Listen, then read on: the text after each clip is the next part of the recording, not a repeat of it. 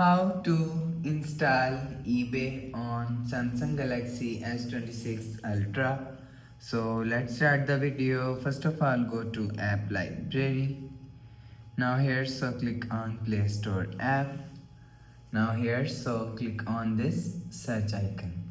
So after click on this search icon, click on search and search eBay.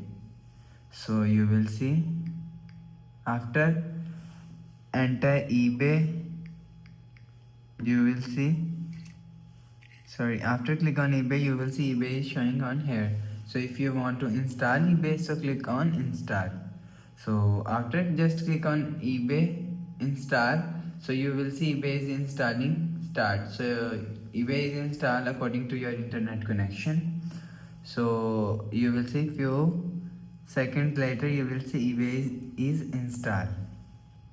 So you will see after installing, you will see now here showing you open. So after the process, go back to home screen and you will see eBay is showing on your home screen. So after the, if you want to use, so click on app, you will see you will use from here. So after the process, go back to home screen, refresh phone. So that's how you can install eBay on Samsung Galaxy S26 Ultra.